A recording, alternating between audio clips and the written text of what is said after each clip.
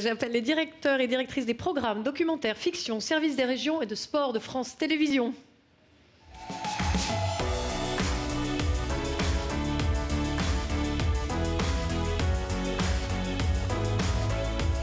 Nathalie Darigrand, directrice des programmes de France Télévisions. Catherine Alvarez, directrice des documentaires. Anne Olmès, directrice de la fiction nationale. Olivier Montels, directeur du réseau national France 3. Et Laurent-Éric Lelay, directeur des sports. Par ici. Ma chère Catherine, tu sais à quel point je t'adore, mais tu es à ma place. Je me disais que j'avais... On se demandait comment la porte allait s'ouvrir, on était assez inquiets. Mais moi aussi, je me suis dit, ils sont pas là, voilà, on fait de la télévision, paf, ça marche pas, qu'est-ce qui se passe? Bonjour à toutes et à tous, je suis ravie de vous retrouver autour de moi aujourd'hui. On va parler donc de cette proximité, comment chacun d'entre vous l'envisage et l'imagine dans son département. Et on commence de façon transversale, puisque c'est le maître mot aussi désormais avec vous, Nathalie. Vous étiez déjà présente l'année dernière ici, mais en tant que directrice de France 5. Vous avez pris il y a quelques mois la direction générale des programmes du groupe. Première question, donc justement cette transversalité dans ces nouvelles fonctions. Par quoi passe l'harmonisation de la proximité dans les programmes? C'est une bonne question. Merci. Parce que, évidemment, l'objectif de la transversalité, c'est effectivement qu'on gagne en cohérence sur l'ensemble de nos programmes, chaîne par chaîne, genre par genre. Et alors, sur le thème de la proximité, Florent l'a dit, ça concerne en fait tous les genres de programmes de France Télé. Et je dirais que, en fait, la proximité, Takis l'a dit tout à l'heure aussi, c'est un de nos points fondamentaux sur lesquels on a décidé de travailler pour la rentrée. Pourquoi? Parce que d'abord, c'est au fond une particularité de la télévision, c'est de faire proximité, c'est de faire lien en fait avec son téléspectateur. Il y a plusieurs façons de le faire, dans des grands événements, et c'est le sport ou l'info qui le prend, évidemment au plus près, et c'est la proximité territoriale, c'est dans notre capacité de faire et de produire des récits qui permettent l'identification, évidemment, c'est la force de la fiction, particulièrement de la fiction française. Anne le dira, ça n'a pas toujours été le cas. On a été très concurrencé par la fiction étrangère. Le fait qu'aujourd'hui, la fiction française cartonne, ça montre bien le besoin qu'on a de pouvoir s'identifier à nos personnages. Et c'est évidemment aussi dans notre capacité à donner du sens dans nos documentaires sur la société aujourd'hui qui permet aussi de créer ce lien. Oui, alors France Télévisions, ce sont des chaînes nationales, locales, ultramarines. Est-ce qu'on cultive la proximité en général ou est-ce qu'on cultive des proximités? On cultive des proximités parce qu'évidemment les réalités géographiques ne sont pas tout à fait les mêmes sur l'ensemble du territoire, mais pour faire ce fameux lien, pour faire cette fameuse proximité, il y a un genre de programme, puisqu'ils ne sont pas représentés, je vais les prendre en porte-parole, qui est celui du flux. On a une particularité sur nos antennes, et ça c'est vrai pour l'ensemble des chaînes, France 2, France 3 et France 5, c'est de faire des émissions de daytime, ces fameuses quotidiennes dites d'accompagnement. Elles portent bien leur nom, elles sont parfois en direct, elles sont enregistrées, et surtout elles permettent en fait le dialogue avec les téléspectateurs, et ça c'est extrêmement important. Je dirais même que par rapport aux réseaux sociaux, c'est un dialogue, dans les réseaux sociaux le dialogue il est individuel. Là on sait bien qu'on est à plusieurs quand on regarde une émission, et ça c'est très important, et c'est des émissions qui permettent je dirais d'enchanter le quotidien, on est mieux informé avec Télématin, avec le magazine de la santé, on est mieux écouté avec Ça commence aujourd'hui avec Faustine Bollard, on est mieux diverti avec les jeux, on est moins seul, et ça c'est vraiment la force de ces émissions. Magnéto ? Magnéto.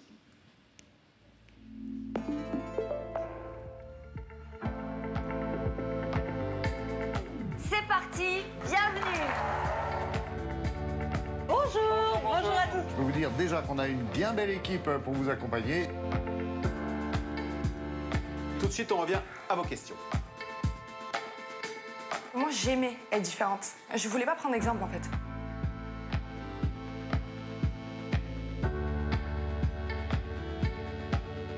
Ça s'appelle Flash Talk et c'est un forum posé au milieu de la ville et de ses habitants.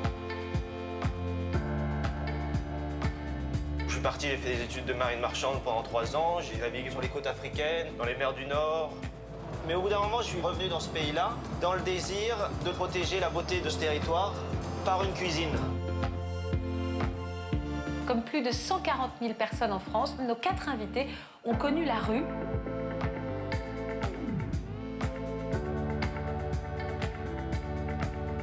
C'est des petits actes comme ça qui peuvent faire changer les choses.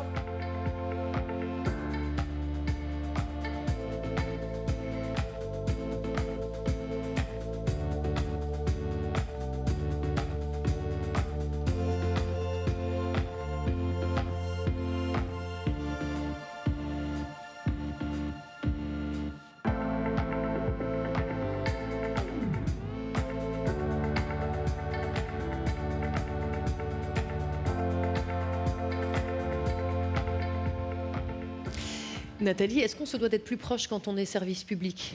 En quoi on se différencie en ce sens des autres groupes de médias? Là, par exemple, il y a une vingtaine d'émissions, hein, donc sur les 3 chaînes. Donc ça, ce sont des émissions sur lesquelles on a décidé d'investir. C'est pourtant des lieux, les matinées notamment, voire les après-midi, qui sont un peu délaissés par les autres chaînes, et notamment les privées, alors que nous, on va volontairement décider d'investir et là, justement, d'exprimer notre proximité, parce que la capacité à accompagner nos téléspectateurs, c'est, je dirais, notre marque de fabrique. Mais pour être à proximité de tout le monde, comment jouez-vous avec les différentes chaînes? Parce qu'on entend, nous on le sait, puisqu'on s'en parle au quotidien, ah ça serait plus France 5, plus France 2. Qu'est-ce qui serait plus France 3, France 2, France 5 ou d'autres chaînes? Bon, alors je dirais le France 5, on va commencer par France 5, c'est la plus simple parce qu'elle est positionnée sur la connaissance. Donc il faut forcément que ces émissions, elles aient une plus-value, j'allais dire, en termes de connaissance, de contenu. Après, sur les 2 grandes chaînes, France 2 et France 3, il y a la notion de divertissement et il y a des jeux. C'est vrai qu'il y a des jeux sur les 2 chaînes. Donc on essaye là aussi, et sur France 2, c'est plutôt des jeux de connaissances, sur France 3 aussi, on essaye en fait de travailler sur nos grilles de programmes pour qu'elles soient les unes pas en même temps que les autres, pour ne pas se concurrencer. Comment garder la complicité, la proximité avec le public, voire la renforcer quand maintenant ce public dispose de toutes les plateformes à volonté et à la demande? C'est déjà d'essayer de les accompagner également sur la partie numérique. Hein. Toutes ces émissions, évidemment, elles sont à disposition sur le France.tv pour être reconsommées ou consommées directement. Après, ce qu'on essaye de faire, c'est de travailler évidemment sur l'importance du numérique avec le maintien de ce dialogue. Ces émissions, elles ont cette particularité, hein, donc c'est de porter le dialogue. Donc comment est-ce qu'avec le numérique on continue à le faire? C'est toute la force qu'on essaye de faire sur les réseaux sociaux. C'est la force du réseau qui est capable de s'adresser à une personne alors que nous on cherche la multiplicité.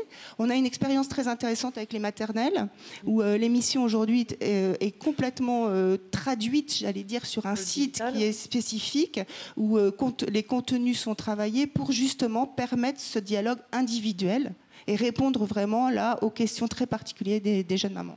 Alors on va décliner, entrer dans le détail de ce que vous venez de dire avec chacun des patronnes d'unité. Je me tourne vers vous, Anne Holmes, pour parler précisément donc de fiction. Magnéto maintenant ou Magnéto plus tard? Maintenant. Magnéto maintenant.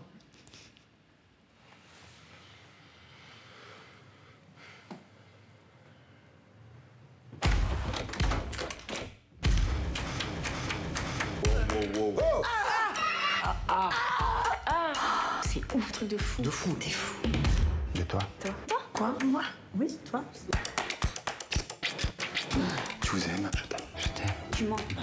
Menteur. Elle nous ment. C'est grave la merde. Merde. C'est la merde absolue. Oh merde. Engage. Diandre.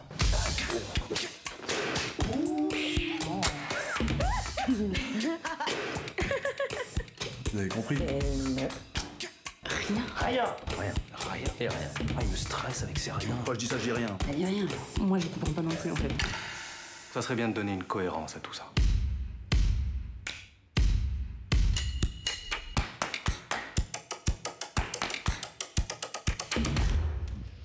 Ouh, on adore. Ah bah oui, oui, ça fait vraiment envie. Vous dirigez donc la fiction nationale du groupe. Vous avez été productrice, vous avez été également à la programmation à France 3 quand vous avez intégré le groupe. La proximité n'est pas la même selon qu'une fiction est produite pour France 2, pour France 3. Comment ça se passe, Anne? Est-ce qu'il y a un cahier des charges par chaîne en termes de fiction? Oui. Une fiction raconte une histoire, donc de toute façon c'est la même chose. Après c'est la façon de la raconter qui est plus ou moins différente. Mais dans les deux cas, de toute façon on raconte des personnages et on s'identifie aux personnages. Mais je dirais que France 3 est plus une fiction miroir, où on peut s'identifier, et France 2 est plus une fiction glace sans teint, où on peut regarder ce qui se passe, on peut décrypter. C'est bien dit. On voit de plus en plus de séries qui se déroulent dans les territoires, justement, en région, et pas seulement les fictions France 3. Pourquoi? C'est vraiment un biais pour se rapprocher encore un peu plus de nos publics? Le public n'est pas forcément très urbain, en fait. Donc, si on veut les concerner, parce que la proximité, c'est aussi concerner, il faut leur parler d'eux-mêmes. Et on ne peut pas se cantonner à rester toujours dans des thématiques qui sont spécialement urbaines. Donc c'est vrai. Et après, on a une appétence quand même sur des beaux paysages, des lieux, des rencontres, la valorisation du patrimoine. Et donc c'est quand même bien de voyager et de montrer la France. Ça se passe pas mal dans le sud quand même, à part Capitaine Marlowe. Qui est en Corse en ce moment. Donc Justement, la fiction se régionalise quand même un peu, mais il y a plusieurs personnes, quand je préparais ce rendez-vous, qui m'ont fait remarquer ça, qui m'ont dit « Ah oui, c'est drôle, il y a beaucoup plus de fiction en région. Il y a encore une limite, me faisait-on remarquer, à part Capitaine Marlowe, celle des accents. C'est encore le rôle du service public de diffuser avec l'accent du plus grand nombre, finalement. On s'est beaucoup posé la question, par exemple, sur Plus belle la vie ou sur Grand Soleil, pour prendre des comédiens avec l'accent marseillais. Enfin, sur Plus belle. Plus belle la vie. Plus belle la vie, pour que ça ait une vraisemblance. Parce qu'en fait, aussi, la proximité, c'est être vraisemblable, c'est être crédible. C'est qu'on puisse vraiment y croire. Et en fait, c'est très compliqué de faire des accents, de trouver des comédiens qui ont l'accent, qui le gèrent en permanence sur chaque prise, etc. Donc on joue pas l'accent, sauf Capitaine Marlowe qui l'a, elle, nécessairement. Et puis finalement, quand ça devient universel, on s'affranchit de tout ça parce que ça n'a plus vraiment Bien sûr. Vous avez des soirées par thématique sociétale, les fictions du réel, notamment le déni de grossesse, l'homophobie, le surpoids, le harcèlement à l'école. Comment choisissez-vous ces thématiques? Plus exactement, comment la proximité entre en ligne de compte dans la réflexion Est-ce que ça intervient dès le scénario, par exemple? Non, on essaye de choisir des thématiques qui peuvent intéresser le public en se disant tiens, en ce moment, on parle pas beaucoup de ça, on a trop parlé de ça. Donc on essaye aussi de prendre des témoignages pour que derrière, il puisse y avoir un débat sur voilà, moi ça m'est arrivé, j'en parle. C'est des fictions qui nous amènent à réfléchir de toute façon. Donc on choisit des thèmes de société qui sont, encore une fois, de proximité, pas jamais des choses qui sont très loin de nous. La grossophobie, le déni de grossesse, c'est pas loin en fait. Et après, on fait la ligne éditoriale de ces fictions sociétales, on les appelle, c'est donner du sens en éveillant les sens. Et on voit aussi que les feuilletons quotidiens suivent pas mal l'actualité. Pour quelles raisons? C'est à Paris qu'on avait fait de suivre l'actualité et de le suivre comme on peut en parler, en fait. Comme on peut en parler dans les bistrots, comme on peut en parler. Alors, c'est des paris qui sont toujours très compliqués parce qu'en fait, on se remet sans arrêt. Aujourd'hui, Plus belle la vie, c'est la Coupe du Monde féminine. Le football, oui. Voilà. Sauf que on le tourne 3 mois avant, donc on ne sait pas qui va gagner, comment, etc. Laurent Henrique va nous le dire, il sait qui va gagner. Ouais. Alors on tourne les deux. On tourne, on perd, on tourne, on gagne, et on monte. Mais je pense que c'est pour rester dans l'actualité. Enfin, c'est la proximité de rester dans l'actualité aussi. Alors, et dernière question, en fait, vous avez, pas, j'allais dire face à face, non pas face à face, puisqu'elles s'enchaînent 2 grandes séries qui sont très importantes pour nous sur le service public, Plus belle la vie, ainsi Grand Soleil. Comment, justement, réfléchissez-vous en matière de fiction à la complémentarité des chaînes? Il y a une fiction qui est plus sociétale et l'autre qui est plus romanesque. Donc, on est plus sur des sentiments humains sur Grand Soleil, l'éclat des grands renoncements, l'amour, et on est plus sociétal sur Plus belle la vie. On traite vraiment tous les sujets de société. Et donc, elles sont complémentaires. D'ailleurs, le public s'y trompe pas. Ils passent de l'une à l'autre? Pas tous, mais il y a 30% de report. C'est pas mal quand même. C'est pas mal, ouais.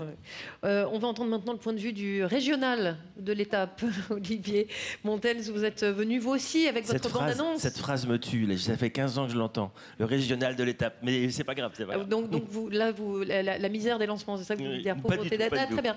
Bande-annonce, merci. Sur France 3, parce qu'on est tous uniques. Sur France 3, parce qu'on est tous multiples. Sur France 3, parce qu'on est bien ensemble. Prenons un chemin qui nous ressemble. Et si nos vies n'étaient pas si simples? Et s'il fallait pour les raconter, détricoter les labyrinthes de nos villes et de nos contrées? Nous venons de partout, de l'infini des territoires, mais d'où que nous venions, on part toujours de quelque part. Et si pour une fois on se disait tout, si on racontait nos espoirs, nos désirs, nos délires, délier nos traces dans le noir.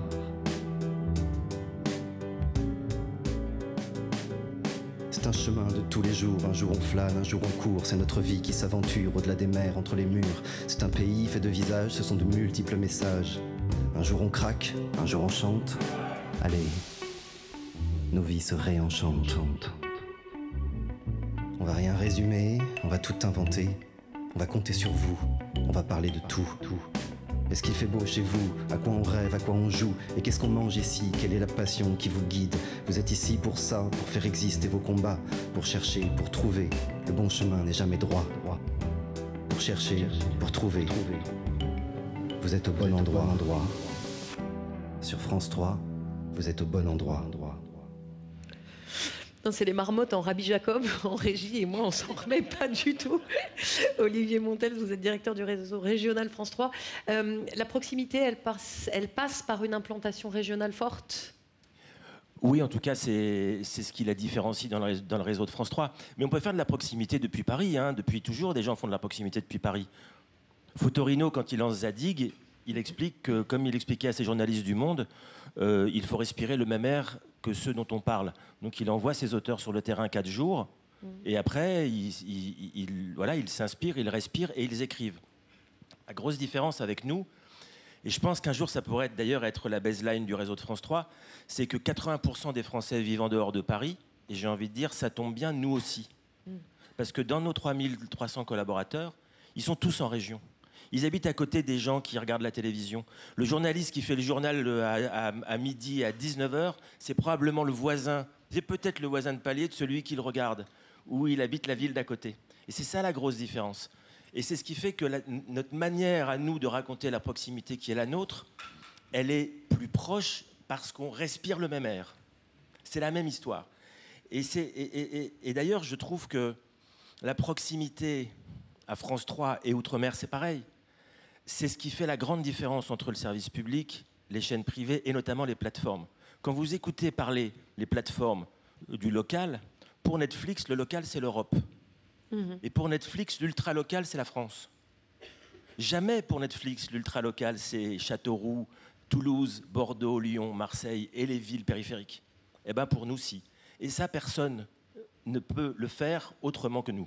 France 3 est historiquement une chaîne implantée dans les régions, donc elle diffuse en français et dans des langues régionales. En 2016, on est passé de 4 pôles à 13 directions régionales. Pourquoi? Alors, on avait 4 pôles de gouvernance qui ont amené, alors je ne vais pas être trop précis dans cette histoire, mais qui ont une vraie vertu, c'était une vertu de gestion. C'était très important. Et nous, ce qu'on a voulu il y a 3 ans avec Yannick Le Tranchant, quand il a pris la direction du réseau, je lui ai succédé, c'était créer des directions régionales pour qu'il y ait des projets régionaux. Par exemple, une des premières choses qu'on a demandé aux nouveaux directeurs et aux nouvelles directrices, c'est de créer un magazine de découverte par région, comme un étendard qu'on plante sur la station régionale de France 3, pour cultiver la fierté de ceux qui y bossent et aussi l'effet miroir, je reviens à ce que tu disais, de ceux qui la regardent. Et donc, ces 13 directions développent des projets qui sont raccords avec la région. J'ai coutume de dire que nous, parce que moi je suis en centrale, je ne suis pas un vrai Parisien, c'est pour ça d'ailleurs que je suis là d'ailleurs, je suis un Lillois d'ailleurs, j'étais très sensible à ce qu'a dit la première personne à l'entrée de jeu quand il a parlé des enfants dans le Nord-Pas-de-Calais, ça m'a beaucoup touché. Oui. Alex Vizorek. Oui. Non, c'est pas grave, je plaisante, je connais le truc. Non, ce que je veux dire, c'est que nous on trace le langage de France 3 et les régions donnent l'accent. Parce que pour revenir aussi à ce que vous disiez, chez nous, il y a des gens qui ont des accents. Bon, pas trop, parce que le problème, c'est qu'on prône la mobilité et c'est pas facile d'exporter quelqu'un qui a un accent marseillais pour présenter le journal de Lille. Ça passe moins bien. Mais quand même, chez nous, il y a des accents. Et c'est vachement important. Ça cultive une authenticité et une pure proximité. On n'est pas contre. Olivier, il a été annoncé un doublement du temps d'antenne des programmes issus des régions. On en est où? Alors, il a été annoncé, il a été demandé un triplement. Par Françoise Nyssen. Donc, nous étions à 2 heures de programmes propres, programmes originaux par jour. Aujourd'hui, on est à 4 heures. Et on va arriver en 2022 à 6 heures. Et ce que je dis exclut aussi les autres endroits dans la grille où on parle des régions. C'est-à-dire que, par exemple, le matin, entre 8h, 8h40 et 12h30, il n'y a que des contenus régionaux. Alors, il y en a qui sont fabriqués en région, diffusés en région. Et il y a aussi des magazines issus des régions qui sont diffusés sur l'ensemble du réseau. Voilà. Et parmi cette offre qui se renouvelle, je ne peux pas ne pas citer les matinales de France Bleu, puisqu'on a annoncé récemment, les 2 présidentes ont annoncé leur généralisation. Et dans toute la France, horizon 2022, les 44 matinales de Bleu seront diffusées sur la zone précise auquel elles correspondent sur France 3. Et ça, c'est de l'ultra proximité, puisqu'on va même jusqu'à donner les retards de train dans les matinales de France Bleu. On peut pas être plus il y aura proche du boulot que ça. alors. Olivier, même question qu'à Nathalie et à Anne. Comment abordez-vous la programmation du réseau régional de France 3? Alors déjà, spécificité. Déjà, historiquement, il y a des cases. Il y a des cases de décrochage, les cases historiques étant à 19h et à midi pour le journal. Le matin, aujourd'hui, c'est très régional. Le soir, en deuxième partie de soirée, il y a des magazines régionaux, les magazines culturels dans les régions sont diffusés le soir. Et puis le week-end, historiquement, c'est aussi assez régional. Et puis, depuis quelque temps, on a permis aux régions d'ambitionner le prime time. Et on a eu 2 expériences. À Nice, malheureusement pour commémorer des événements dramatiques. 1 an après les inondations, à Nice, en Côte d'Azur, ils ont occupé un prime diffusé sur Nice. Ils ont fait 13,5% de part de marché en prime. C'est fou, non? Ça raconte qu'en proximité, quand on est vraiment concernant, on peut faire des scores correspondant à des fictions. Enfin, les fictions sont au-dessus, et voilà. Là, surtout celle de Anne, parce qu'elle ne supporte pas que je dise 13,5 pour Anne, c'est faible. Événementiel, mais ces décrochages régionaux, est-ce qu'il y a des régions qui fonctionnent mieux que d'autres en fait? Oui, oui. Alors, je vous ai ramené juste 3 chiffres parce que vous allez comprendre, on travaille mieux avec des exemples. Vous savez déjà que, je ne vous l'apprends pas, quand vous voyez un journal démarrer là où vous êtes, il y en a 23 qui démarrent partout en France. Et pas toujours avec la même audience, parce que tout le monde n'a pas la même appétence. J'ai regardé une semaine type, là, du 27 mai au 2 juin, par exemple. Dans le Grand Est, le journal du soir est à 30,4% en Alsace et 16,4% en Lorraine, juste à côté. Voilà, et c'est le cas pour à peu près tous les programmes. Les magazines de découverte, le même magazine de découverte dans les Hauts-de-France est à 3,1 en Nord-Pas-de-Calais et 15 en Picardie. Vraiment juste à côté.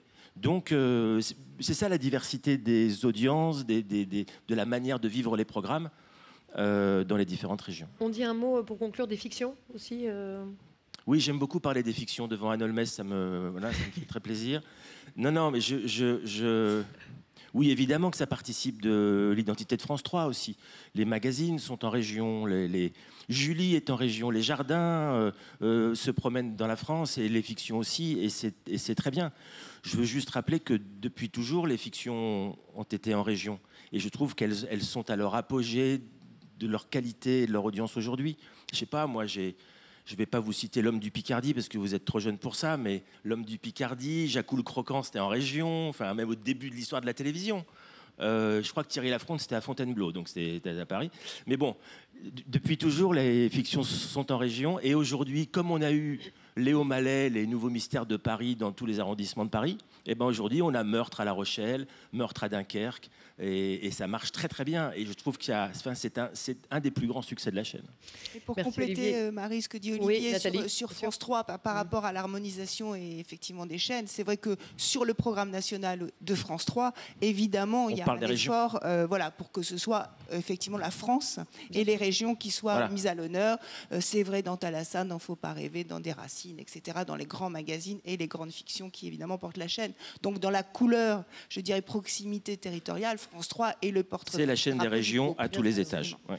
On se déplace beaucoup dans les territoires aussi, dans notre offre documentaire.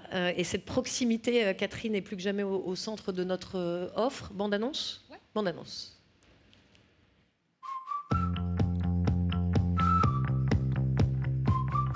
Un gros truc, c'est et l'hiver, comment vous faites? Ah oui. En France aussi, Frédéric Lopez nous fait voyager loin. Je pensais partir en Amazonie, j'avais regardé Indiana Jones 2 fois. Nos terres inconnues dans les Cévennes avec Malik Bentala. Bientôt sur France 2. Alors en réalité, je ne connaissais pas le chiffre, je l'ai appris pour préparer Télévisionnaire. 17 millions de téléspectateurs de France Télévisions regardent du documentaire, au moins un documentaire sur nos antennes chaque semaine. Pourquoi cette notion de proximité est incontournable de notre offre ? La proximité, c'est au cœur du documentaire. Le documentaire, c'est parler du réel, c'est donc nécessairement décrypter ce réel, donc parler qui fait le réel, ce sont les gens qui font le réel, c'est nous, c'est vous.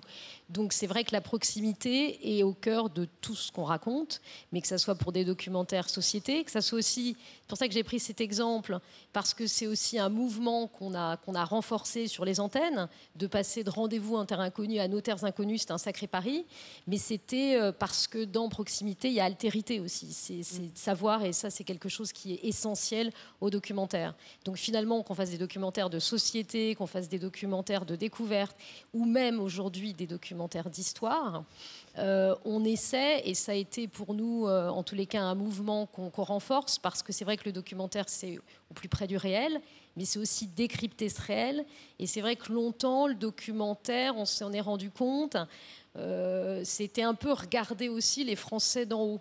On les regardait plus qu'on les faisait parler, on les mettait au cœur.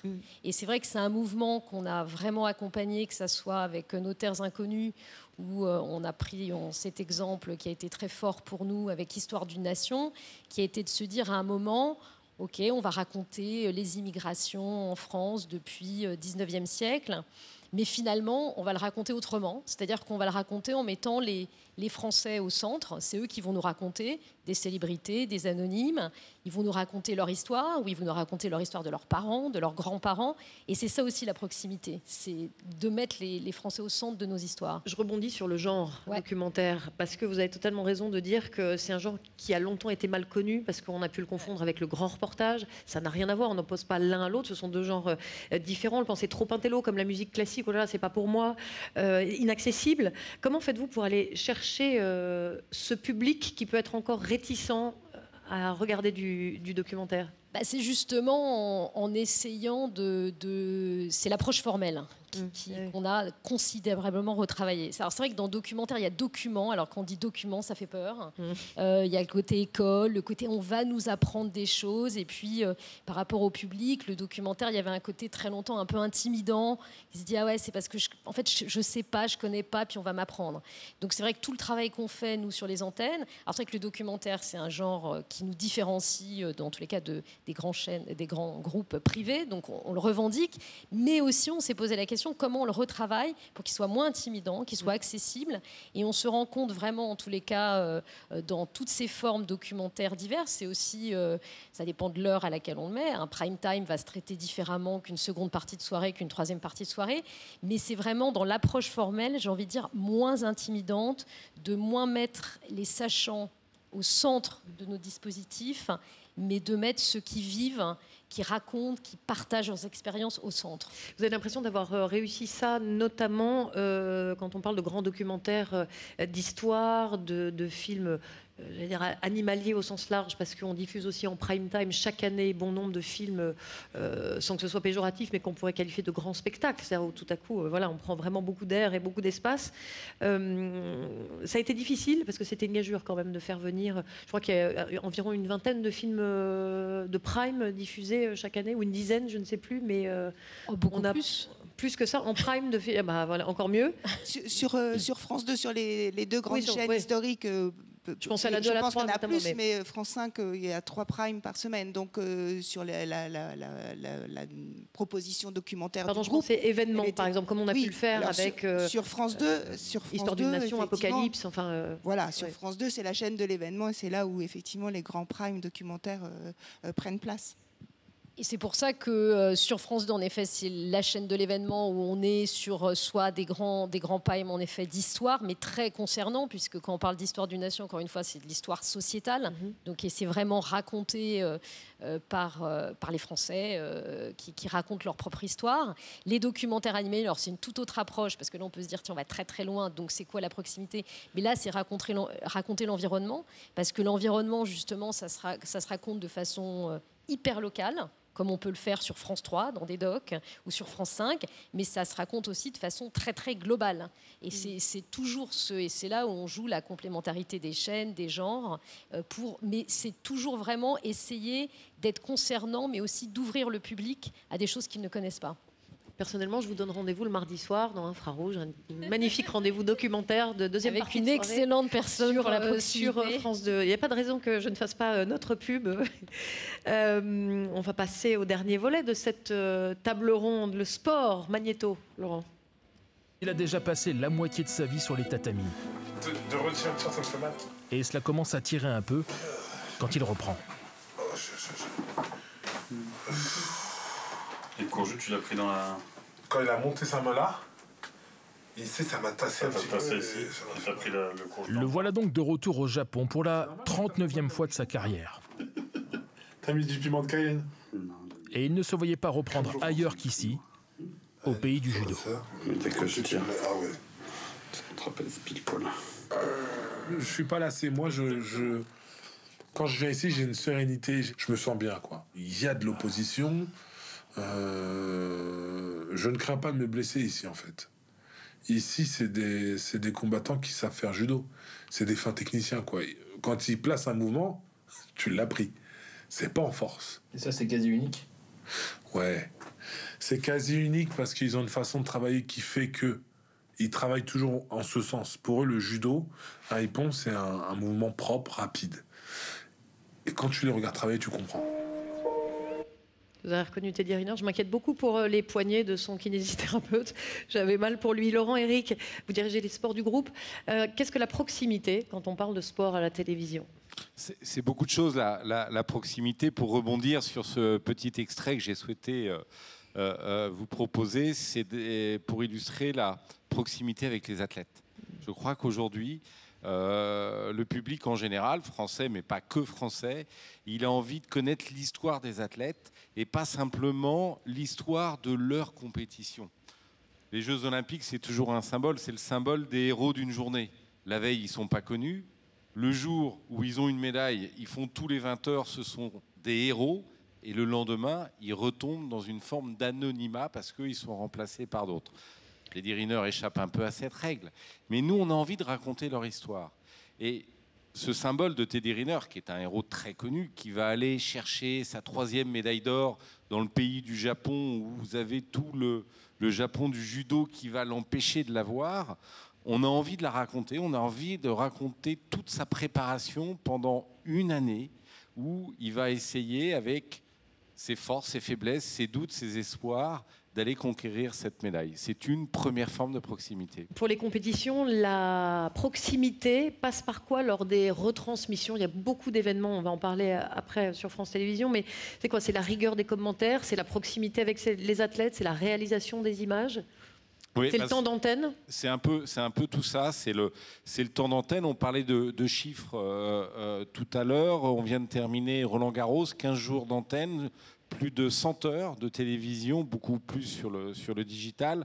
Je crois qu'on a comptabilisé 35 millions de Français qui ont à un moment donné regarder Roland-Garros, que ça soit un match, un extrait ou autre. Donc c'est effectivement ce temps d'antenne qui nous permet de mettre en lumière ce formidable tournoi. Mais c'est également des innovations technologiques permanentes. Pour ceux qui ont regardé Roland-Garros, vous avez vu cette année qu'on a mis en place ce qu'on appelle une spider cam, c'est une caméra araignée, comme on pourrait le traduire, qui nous permet d'aller au cœur du joueur, de l'accompagner quand il va sur sa chaise et de le suivre quand il revient sur le terrain. Et puis la rigueur du commentaire, elle est fondamentale, surtout dans le sport. Le sport, c'est toujours quelque chose dont on peut parler avec des mots qui sont parfois durs, qui sont parfois crus. Parfois, on se permet de juger des sportifs qui se bagarrent. Il faut faire très attention, il faut le respecter. La moindre des choses vis-à-vis du public, c'est d'avoir cette rigueur. Vous parliez de Roland-Garros, qui est un des temps forts du calendrier sportif et du calendrier aussi de France Télévisions. Qu'est-ce que cela apporte au-delà de l'audience et des annonceurs ? Un rendez-vous comme celui-ci dans la relation aux téléspectateurs? Je crois qu'il est très très fort. Il fait partie des piliers de France Télévisions avec, j'ai envie de parler aussi du Tour de France, parce qu'on retrouve les éléments de la proximité du local. Le Tour de France, c'est quand même un événement qui est allé partout en France. Je crois que chacun de nous doit avoir un souvenir où le Tour de France est passé près de chez lui en vacances, et ça crée une relation entre chacun des Français et un événement qui fait qu'il est toujours aussi populaire, au-delà du fait que du vainqueur. Je vous rappelle que le dernier vainqueur, c'est un Français qui s'appelle Bernard Hinault, donc ça ne nous rajeunit pas tous, le dernier vainqueur français, j'entends.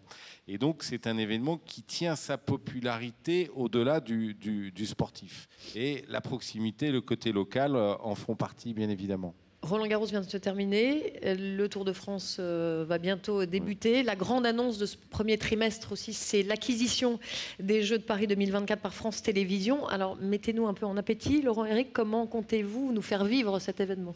C'est très important, je pense que c'est un marqueur important qui avait été dessiné par Delphine Ernotte et Takis Candilis. Donc on a tout fait pour finaliser cette discussion, et maintenant, comme je le dis, ça nous oblige de diffuser les jeux et ça nous oblige de les raconter dès maintenant. Et on va prendre ce côté de la proximité, ce côté humain pour raconter les jeux, pour raconter cette génération 2024, c'est-à-dire tous ces athlètes, hommes ou femmes, qui vont se préparer, qui vont commencer à se préparer pour ramener des médailles à leurs jeux. Alors ça passe par plein de choses, plein de programmes qu'on prépare, des programmes courts, mais déjà des rendez-vous. Il y a les championnats du monde de natation en Corée au mois de juillet, les championnats du monde d'athlétisme à Doha. L'année prochaine, dans un peu plus d'un an, des Jeux Olympiques. Avant ceux de Paris, il y a ceux de Tokyo, qui vont être autant de rendez-vous qui vont nous permettre de monter en puissance avant les Jeux de Paris. Merci beaucoup à tous les 5